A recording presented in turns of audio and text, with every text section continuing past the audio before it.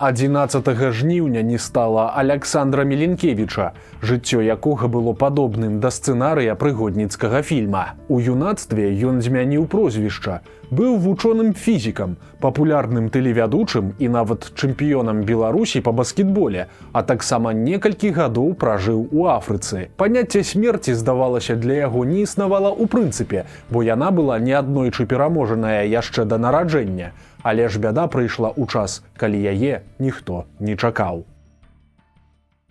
Летам 1939 года у Бершты на Шчучыншчыне да бацькоў прыехала цяжарная маладая жанчына. Цяпер гэта мяжа сучасных Беларусі і Літвы, а тады так званыя крэсы ўсходнія.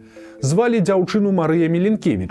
Яна жыла і працавала ў Варшаве, сталіцы міжваеннай Польшчы. Муж дзяўчыны Уладзімір Баран быў выкладчыкам геаграфіі ў элітным ліцэі Стэфана Баторыя і паходзіў з сялянскай праваслаўнай сям'і, якая жыла пад Гроднам. Саветы хацелі іх расстраляць як кулакоў, але ў апошні момант прысуд замянілі на канфіскацыю маёмасці ў калгас. Продкамі ж Марыі Міленкевіч былі паўстанцы Каліноўскага, а бацька дзяўчыны адсядзеў 2 гады ў турме за тое, што быў актывістам нацыянальнага руху ў заходняй Беларусі і спрабаваў арганізаваць на чыгунцы таварыства беларускай школы. 19 чэрвеня 39-го у Барана з Міленкевіч нарадзіўся першынец Володя, а ўжо 1 верасня пачалася Другая сусветная вайна. Каб пабачыць сям'ю, маладому бацьку давялося пешкі прабірацца праз новую савецка-польскую мяжу.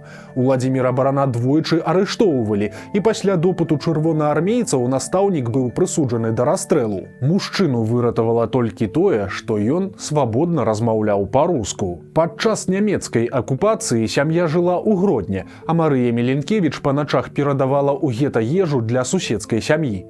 Аднойчы ля калючага дроту жанчыну заспеў ахоўнік, але і тут здарыўся цуд.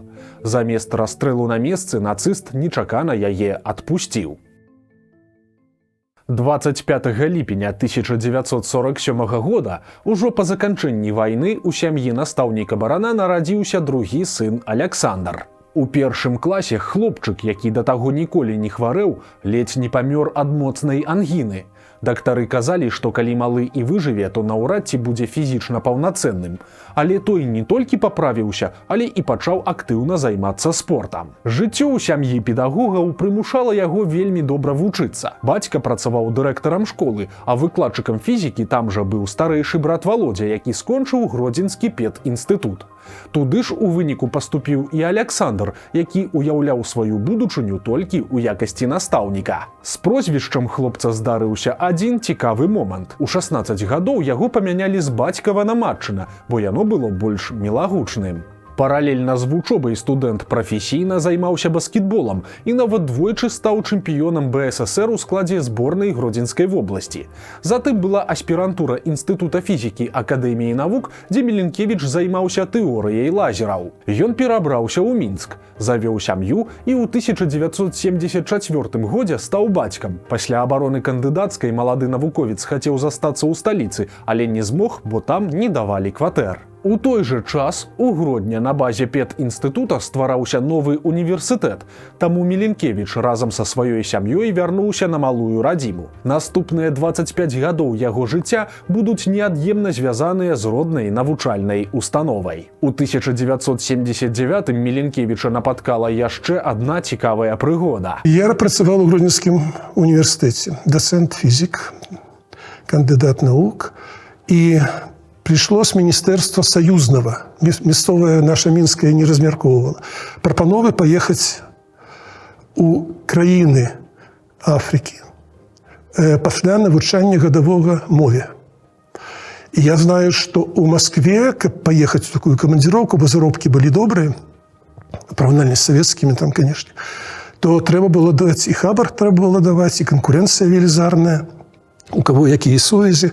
А у нас было 2 месца для фізікаў, і 2 толькі вырашылі паехаць. Каб паехаць у замежную камандзіроўку, яму давялося ўступіць у камуністычную партыю і 10 месяцаў інтэнсіўна вывучаць французскую мову ў Кіеве. У выніку ён апынуўся ў Алжыры, дзе 4 гады загадаваў кафедрай у суперсучасным універсітэце горада Сетыф. Неўзабаве пасля вяртання на радзіму пачалася перабудова. Вальнейшыя часы дазволілі Аляксандру Міленкевічу даведацца, што ён не проста сын заслужаных настаўнікаў, але і продак тых, хто актыўна змагаўся за свабоду сваёй радзімы. Маці пра свае паўстанцкія карані асмелілася расказаць сыну толькі перад самай смерцю, а ў сям'і доўгі час баяліся размаўляць па-беларуску і па-польску. І на мяне это ведаць, якое ўражанне зрабіла. Мне просто крылы выраслі. Вот я подумаў, што калі яны змагаліся ў значна горшых умовах, калі яны хацелі проста свабоды для сваёй краіны. Яны это называлі «хочам праўды». Там не праўда казалі, а праўды. Вось, і, как яны казалі, праўды і каб па-людску. Вот мне так тлумачылі. У сярэдзіне 80-х Аляксандр Міленкевіч актыўна зацікавіўся гісторыяй. Ён адшукаў сваіх продкаў ажно да 8-га калена і стаў весці на мясцовым тэлебачанні гістарычную перадачу з назвай «Гарадніца», а свайго другога сына фізік назваў Вітаўтам. Дзякуючы ініцыятыўнасці Аляксандра Міленкевіча на вежы фарнага касцёла ў Гродні аднавілі гарадскі гадзіннік, а ў вёсцы Воўчын пад Каменцам былі знойдзеныя парэшткі апошняга караля Рэчы Паспалітай Станіслава Аўгуста Панятоўскага. Развал савецкай эпохі зрабіў з ініцыятыўнага вучонага палітыка, а затым і чыноўніка. У 1990 годзе дэмакрат Міленкевіч балатаваўся ў Вярхоўны Савет БССР і нават перамог. Але за яго прагаласавала крыху менш за 50%, таму выбары прызналі несапраўднымі. Аднак у тым жа годзе мэрам Гродна абралі Сямёна Домаша. Прадстаўнікі дэмакратычнай платформы ўзамен на свае галасы паставілі яму умову ўзяць намеснікам кагосьці з іх лагера. Той пагадзіўся, і ў выніку віцэ-мэрам стаў Аляксандр Міленкевіч. На сваёй пасадзе ён курыраваў сацыяльную сферу і паралельна працягнуў працаваць у мясцовым універсітэце. Міленкевіч вітаў незалежнасць Беларусі і ўспрымаў развал Савецкага Саюза як магчымасць для беларусаў жыць у сваёй краіне. У першай палове 90-х Гродна вярнуў свой гістарычны герб, а назвы многіх вуліц пазбавіліся камуністычнага налёту. Абласны цэнтр першым у краіне аддаў вернікам адабраныя храмы. Таксама ў Гродні з'явіліся мемарыяльныя дошкі ў гонар паўстанцаў 1863 года і перамогі ў Грунвальдскай бітве. Акрамя таго, у горадзе паўстаў драўляны помнік Вітаўту. Каб прасунуць некаторыя гістарычныя змены, Міленкевічу нават даводзілася чытаць мясцовай наменклатуры доўгія лекцыі па гісторыі. Аднак канец гэтаму працэсу паклаў прыход да ўлады Аляксандра Лукашэнкі, і Міленкевіч як мог імкнуўся сабатаваць яго ідэі. Пасля рэферэндуму 95-го года ў гродзенскіх школах захаваліся беларускамоўныя класы, а нацыянальная сімволіка засталася стаяць побач з толькі што вернутай савецкай. Але супраць захопу ўлады ў 96-м Міленкевіч ужо нічога не мог зрабіць. Ён не хацеў станавіцца часткай чырвона-зялёнай ідэалагічнай машыны, таму перад ракавым рэферэндумам пайшоў у адстаўку. Уцягнуты ў шматлікія гарадскія справы, Міленкевіч жадаў працягваць займацца грамадскай працай. Спачатку, пасля запрашэння мясцовага мецэната, ён пагадзіўся стаць прэзідэнтам баскетбольнага клуба Гродна-93, а праз год пры падтрымцы беларускага фонду Сораса заснаваў арганізацыю «Ратуша», якая падтрымлівала мясцовыя грамадзянскія ініцыятывы. Менавіта «Ратуша» ў 2001 годзе выставіла кандыдатам на прэзідэнцкія выбары Сямёна Домаша. Былы мэр Гродна і абласны губернатар выступіў супраць захопу ўлады Лукашэнкам і сышоў у апазіцыю да яго. Штаб Домаша, які узначальваў яго былы намеснік Міленкевіч, лёгка набраў патрэбныя 100 000 подпісаў, і выглядала, што ў апазіцыйнага кандыдата ёсць усе шанцы на перамогу. Але за 2 тыдні да выбараў у Сямёна Домаша здарыўся дзіўны інфаркт. Ён зняў сваю кандыдатуру на карысць менш папулярнага прафсаюзніка Уладзіміра Ганчарыка. Міленкевіч быў упэўнены, што яго паплечніка атруцілі. Ён прыйшоў на тэлебачанне, ему принесли воду, притом не официантка, а принесли воду шеф телебачения. Домаш выпил, и вечером после выступа, после записи, ему стало абсолютно дрэнна с сердцем. Мы не ризиковали его лечить у Беларуси. Мы сели в машину, повезли его в Краков. И профессор, який робил операцию поспеховую, ратовал его. Диво, что он доехал. И он сказал, что это не натуральный инфаркт при таким стане здоровья. Я сегодня не сомневаюсь, что думают, что дали який-нибудь так новичок, потому что целые институты есть у России, які выпрацоўваюць рэчывы, якія, калі выпьешь, то у тебе імгненна обширный инфаркт, а следы гэтага инфаркта меньше, чем за сутки знікаюць. Праз 5 гадоў ужо сам Александр Міленкевіч стаў кандыдатам у прэзідэнты Беларусі. За яго прагаласавала большасць дэлегатаў Кангрэса дэмакратычных сіл, хаця фаварытам тады лічыўся Анатоль Лябедзька. Па стане на сярэдзіну нулявых Лукашенка ўжо правёў патрэбныя рэформы, каб забраць у свае рукі ўсю ўладу ў дзяржаве, а ў 2004 сфальсіфікаваным рэферэндумам адмяніў для сябе абмежаванні па тэрмінах. У параўнанні з ім Александр Міленкевіч выглядаў кандыдатам з чалавечым тварам, а ад нязменнага кіраўніка дзяржавы яго адрознівала інтэлігентнасць, прабеларускасць і адсутнасць папулізму. Побач з ім заўсёды знаходзілася другая жонка Інна Кулей. Лагапед па адукацыі, яна таксама была вядомай актывісткай, прычым іх раман пачаўся ўжо ў сталым узросце, і для абаіх гэта быў другі шлюб, чаго ніхто не хаваў. Такая адкрытасць моцна кантраставала на фоне Лукашэнкі, чыё асабістае жыццё заўсёды было сарамлівай таямніцай. Тым не менш, адзінства ў шэрагах апазіцыі тады дасягнуць не ўдалося. Сваю кандыдатуру на галасаванне выставіў таксама і былы рэктар БДУ Александр Казулін, які зрабіў стаўку на папулізм і эпатаж. У выніку Лідія Ярмошына намалявала Міленкевічу 6%, а Казуліну ўсяго 2%. Лідар апазіцыі прызнаваў, што саступіў Лукашэнку і што ў дэмакратычных сіл былі невялікія шанцы на перамогу, але ацэньваў рэальны ўзровень сваёй падтрымкі ў некалькі разоў вышэй за той, што яму напісаў Цэнтр Выбаркам. Мы павінны азначыць, што ўсё ж такі вы прызнаеце, што прайгралі яму. Абсолютно, признаю. Чаму? Ну, я адразу скажу, што нібы экзит-пулы былі забаронены, а яны рабіліся. Левада-цэнтр, ну, адносна незалежная, асабліва тады. Структура, яна давала нам 23% прыкладна. І я думаю, што так і было. Мне цяжка сказаць дакладна, но і гэта не так важна. І мы не маглі тады выйграць, хаця верылі, што раптам, а людзі зразумеюць, што варта жыць інакш. Мы не маглі, таму што гэта быў пік эканомікі Лукашенка. Зарплаты раслі. Людям это падабалася. Вынікамі прэзідэнцкай кампаніі 2006 года стала першая плошча, намётавы гарадок на Кастрычніцкай плошчы і яго брутальны разгон праз 4 дні. Міленкевіч выступаў супраць актыўных вулічных акцый і абвастрэння сітуацыі, і гэта падобна захавала яму свабоду, а таксама, магчыма, і жыццё. Яго цёзку Казуліна, які праз тыдзень пасля выбараў павёў натоўп вызваляць людзей з ізалятара на Акрэсціна, пасадзілі на 5,5 гадоў. Аднак зусім без турэмных прыгод Міленкевіч не застаўся. Пасля аднаго з мітынгаў у маі ўсё таго ж 2006 ён атрымаў свае 15 сутак.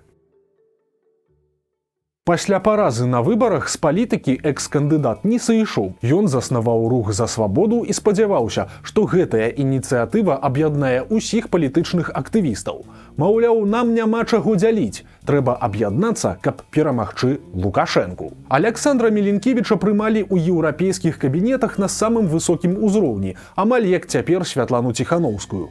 На захадзе ацанілі яго папулярнасць, бачылі ў ім надзею на змены ў Беларусі і разлічвалі, што ён зноў будзе балатавацца на наступных прэзідэнцкіх выбарах, як самы раскручаны палітык. Але амбіцыі іншых апазіцыянераў гэты план патапілі.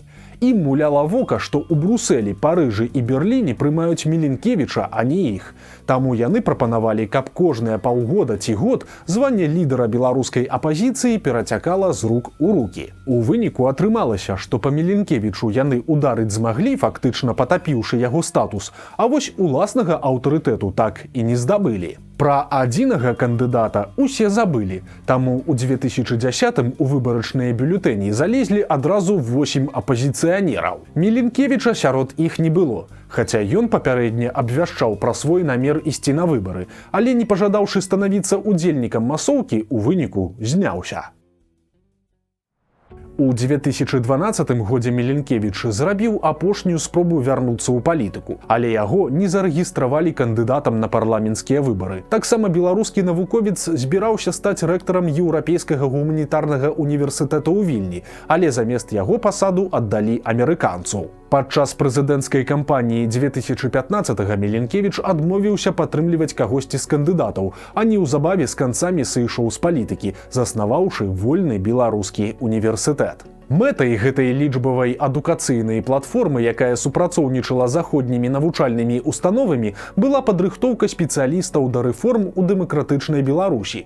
Як і ўсе іншыя незалежныя ініцыятывы, пасля выбараў 2020 года вольны універсітэт трапіў пад зачыстку, а яго кіраўніка разам з жонкай збіраліся арыштаваць за падтрымку палітвязняў. Але Аляксандра Міленкевіча, які знаходзіўся ў Польшчы, паспелі папярэдзіць, і восенню 2021-га ён вырашыў на радзіму не вяртацца. Што тычыцца пазіцыі экс-кандыдата ў прэзідэнты на тых ракавых выбарах, то прадстаўнікоў старой апазіцыі ён крытыкаваў за тое, што імі замест жадання аб'ядноўвацца кіруе эга. А галасаваць Міленкевіч збіраўся за бабарыку, хаця з насцярогай ставіўся да яго сувязяў з Расіяй. Я, калі невядома было, хто можа быць, урэшце рэшт яшчэ бабарыка был на волі, я думаў, што я за яго буду галасаваць. І, бо ён прафесіянал, ён фінансіст, ён эканаміст, ён дакладна бы зрабіў рэформы. Вось, ён ніколі не казаў, што ён за еўраінтэграцыю.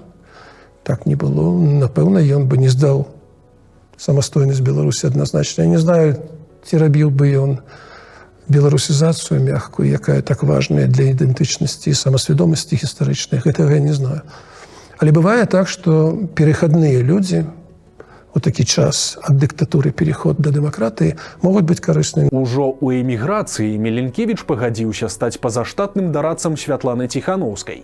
Праз лічаныя месяцы пасля гэтага вольны беларускі універсітэт быў прызнаны экстрэмісцкім фарміраваннем. Супраць яго кіраўніка завялі крымінальную справу, а яго дом у родных Берштах апячаталі. Нягледзячы на салідны ўзрост, Міленкевіч захоўваў цвярозы розум і працягваў весці актыўнае жыццё. Але ўсё абарвалася амаль выпадкова, калі бяды ніхто не чакаў. У лістападзе мінулага года ў Варшаве Аляксандр Міленкевіч лёг на планавую аперацыю па выдаленні тромба соннай артэрыі. Аднак падчас хірургічнага ўмяшальніцтва нечакана адкрыўся моцны крывацёк, і стан пацыента рэзка пагоршыўся. З ацёкам мозгу яго перавялі ў рэанімацыю і ўвялі ў штучную кому. 8,5 месяцаў Міленкевіч знаходзіўся паміж жыццём і смерцю, а ў бальніцы да саслабленага арганізма пастаянна чапляліся ўнутрышпітальныя бактэрыі. Нягледзячы на тое, што хвароба пазбавіла яго магчымасці хадзіць і размаўляць, палітык актыўна цікавіўся навінамі і слухаў падкасты. Побач заўсёды была сям'я, а беларусы пасля звароту блізкіх за лічаныя суткі сабралі на рэабілітацыю палітыка больш за 30 000 еўра. Да апошняга жыла надзея, што Аляксандр Міленкевіч, які ніколі не звяртаў увагі на ўзрост і заўсёды быў поўны энергіі, пераможа. Ім рухала мара вярнуцца ў родныя Бершты і мець магчымасць сустракацца з гарадзенцамі. Я хацеў бы быць, безумоўна, як мага часцей у сваёй вёсцы вяртаюся, і магчымасць мець прымаць дзяцей, якія не баяцца праехаць праз мяжу, унукаў, якія будуць вяртацца, а можа і вярнуцца хутчэй, чым я думаю, у Беларусь. Просто мне хочацца быць блізка да продкаў, але мець побач людзей, якія будуць у будучыні. Чым у гэтай ідэальнай краіне будзе займацца Аляксандр Міленкевіч? І буду працаваць, буду адпачываць. І мне страшэнна не хапае сустрэчаў з гарадзенцамі, якіх я так люблю, якія важныя ў маім жыцці, і зараз мне этого больш за ўсё бракуе. Аляксандру Міленкевічу было 79 гадоў. На гэты раз смерць аказалася мацнейшай, але ёсць рэчы, якія не падуладныя ні ёй, ні любому аўтарытарнаму рэжыму. Гэта ідэі і ідэалы незалежнай і дэмакратычнай Беларусі, якімі жыў Міленкевіч і якія ён пакінуў усім нам у спадчыну.